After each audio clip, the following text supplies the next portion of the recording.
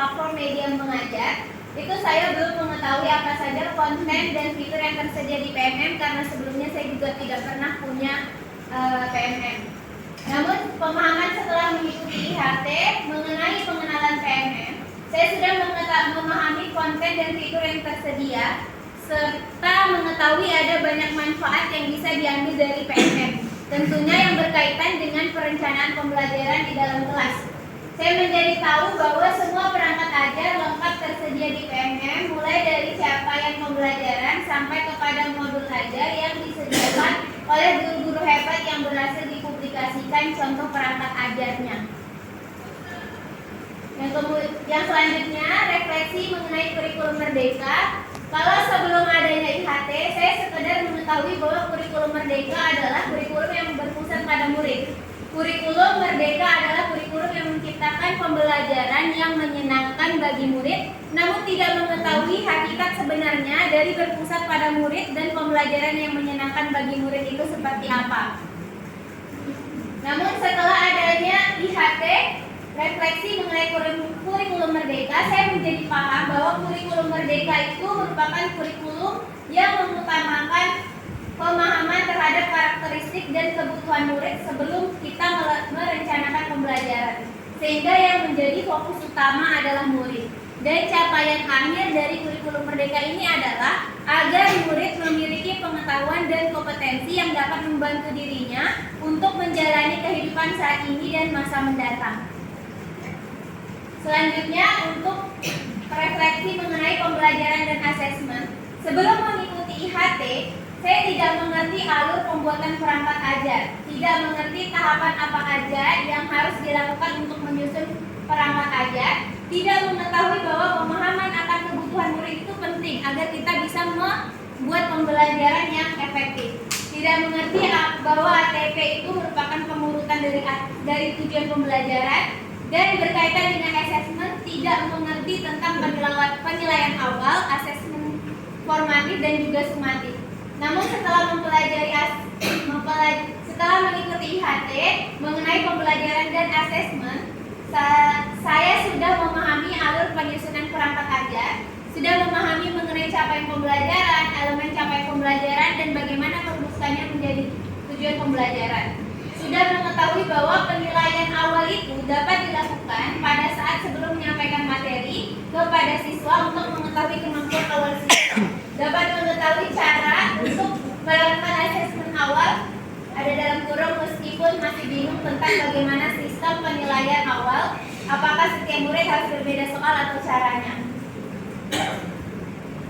Kemudian sebelum mengikuti IHT, untuk pemahaman capaian pembelajaran, awalnya tidak mengetahui bahwa capaian pembelajaran itu merupakan aturan yang sudah baku dari pemerintah. Pemikiran saya, CP itu masih bisa disesuaikan dengan materi dari buku teks. Namun setelah mengikuti IHT, pemahaman mengenai capaian pembelajaran, saya sudah memahami bahwa CP merupakan aturan baku yang sudah tersedia. Dan untuk penggunaannya bisa langsung digunakan tanpa mengubah isi dari CP untuk disusun di rencana pembelajaran. Nah, capaian pembelajaran merupakan kompetensi akhir yang harus dimiliki oleh setiap siswa setelah mengikuti proses pembelajaran. Capaian pembelajaran dapat berisi pengetahuan maupun kompetensi yang harus dimiliki oleh siswa. Capaian pembelajaran untuk setiap elemen di setiap fase itu berbeda-beda. Kemudian hal-hal yang masih belum saya pahami terkait materi yang sudah dijelaskan.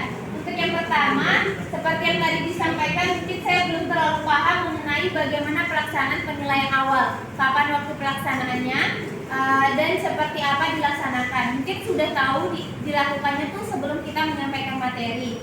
Cuma waktu tepatnya itu kapan dan cara kita melaksanakannya itu seperti apakah contoh soalnya harus berbeda-beda, itu saya belum paham. Belum terlalu paham, mungkin takut salah pemahaman. Yang kemudian belum paham waktu seharusnya yang saya belum paham mengenai pelaksanaan asesmen sumatif dan formatif, meskipun saya tahu kalau misalnya sumatif itu seperti ujian akhir dan formatif itu ya seperti latihan atau ulangan harian yang kita lakukan selama proses pembelajaran. Tetapi untuk pastinya itu tadi yang saya katakan takut salah pemahaman, jadi mohon untuk diluruskan. Kemudian yang ini untuk meminta masukan.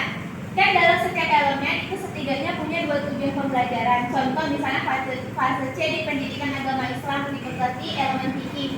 Misalnya elemen CP-nya peserta didik mampu memahami zakat, infak, sedekah, hadiah, memahami ketentuan haji, halal dan haram serta mempraktikkan puasa sunnah.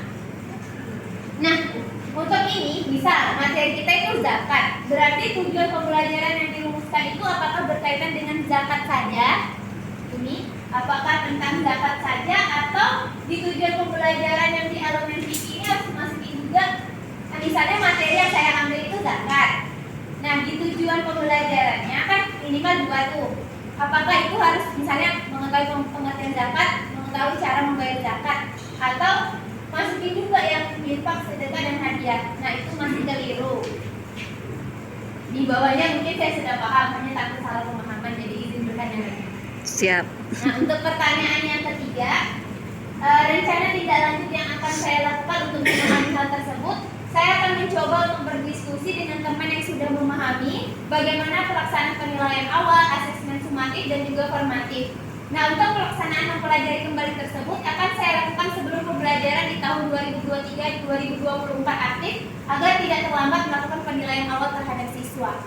Baik, sekian itu dari saya.